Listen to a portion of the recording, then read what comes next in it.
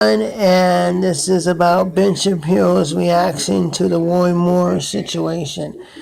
Ben, I don't know if you know this, but Sean Hannity did make a statement.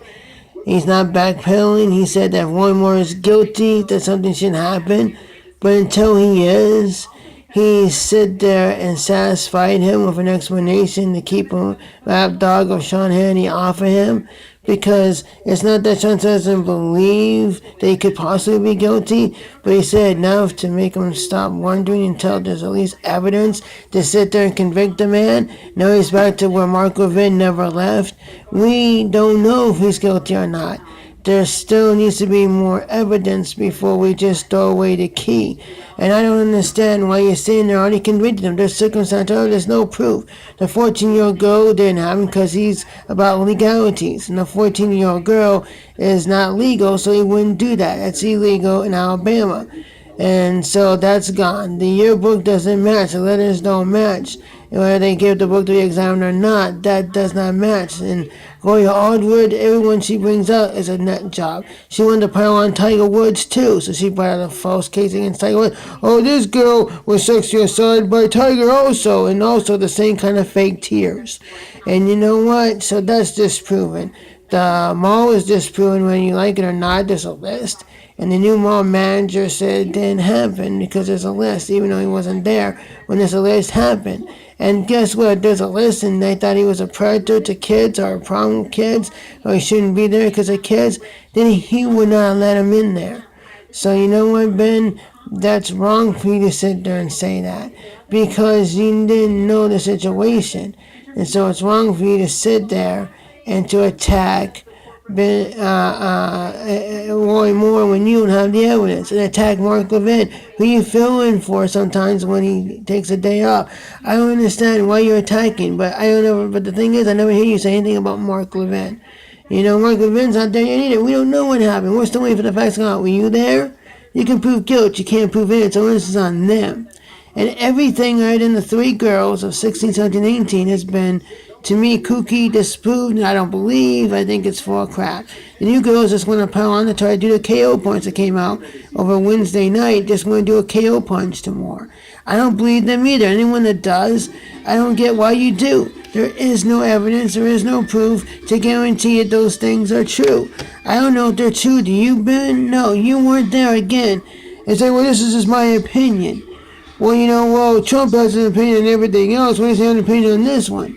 Because you know what? He voted for Rufus Strange. Yes, he could come out and say, well, I was right. You wouldn't have this problem if you had Rufus Strange. But he knew that the voters wanted more, and he's a populist from the standpoint of going what the populace wants. So the populace wants this guy, and that's what he's going to go off. He's a populist as far as how he helps decide who he is and what he does. And no, he's not a conservative either or liberal. He's just not an idealist in any way. He just sells real estate, golf courses, casinos, and Trump Towers and makes money. He's not really subscribed to anyone. He just throws out his opinions whenever he feels like it's appropriate. He thinks it's inappropriate because it's a states' rights issue. And the governor should be the one speaking for or against or out on this one way or the other, good or bad. Not Donald J. Trump, because Donald J. Trump is the president of the United States. He's not the governor of Alabama, so why should he sit there and have a say? No. He's sitting there examining the facts. All these girls are coming out. He's still fighting. And his wife says that he had 33 exemplary years with me. I know who he is. She's defending him. I mean, no one's really spoke on bad against him. And the two departments have never do a sexual assault. They have to do with him signing up for the 10 Commandments on one, and I forget the other one. Maybe it was the 10 Commandments both times. I don't know, but he got disbarred for signing up on principle. So you people can make him look out to be bad all you want to, Ben Shapiro. Attacking Sean Hannity because he thinks that Sean Hannity is not being, saying what he wants. I mean, when he's told to back down or not, it doesn't matter. Sean Hannity, yes, used to live in Alabama. But it doesn't mean that he lives there now or should have a say. It's not his place to say. As long as he can in the comments, he's going to let it go. He answered him. He did all he wanted and asked of him. And Roy Moore fulfilled what Sean wanted. Now he doesn't want to speak on it further because he's a New Yorker. And a New Yorker should not be telling Alabamian what to do. Ben, I'm sorry you don't agree with that. I'm sorry you don't feel that way. but a lot of us do that. You know what? It's not based on you. It is based on what Alabamians want, and Alabamians still want more. Everyone's backing them 100%. The polls are lies. It's who you interview. You can always cherry pick and find people that don't want more and add that to the mix.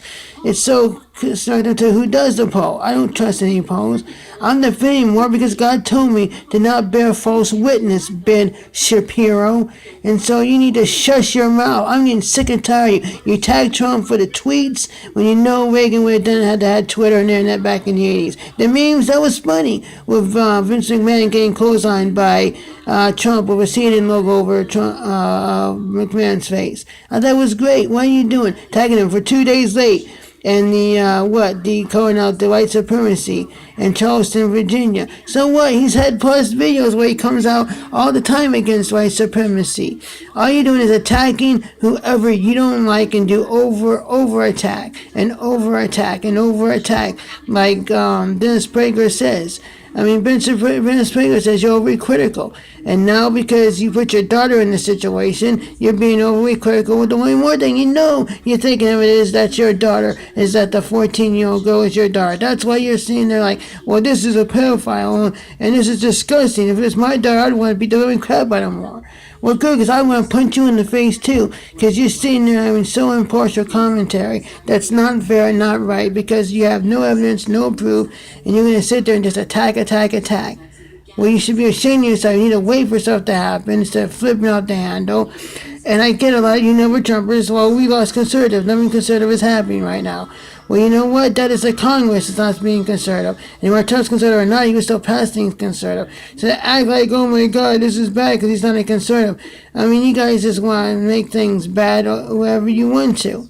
Now, I'm with Steve Deese on the Moore thing. I'm not with much else because he's just crazy too. This is the system we have, and if you want to change it, fine. But the electoral college mixed with the Republican Party that we have, that's mixed with moderates, and anyone that can register, not only to vote but also to run, you're going to get this stuff. It's not going to be perfect, but we have what we have, so stop attacking Trump, stop attacking Moore. Mark Levin's been the fairest. When he disagrees with Trump, he attacks him. But otherwise, no, he's not going to keep bitching with Gary Gain or saying he's not a conservative.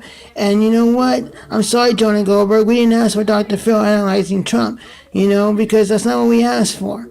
You guys are just overly critical. You guys want to jump to conclusion and jump everyone else's throat because they don't believe the way you do. Either it has to do with conservatism or sexual assault. It's a serious charge that, of course, you should take serious on their end, but also you should take serious, too, from having an opinion that you don't know anything about yet, and you need to wait until you have an opinion because, instead of rush to judgment. So you people I don't get you at all. That's all I have to say. Out.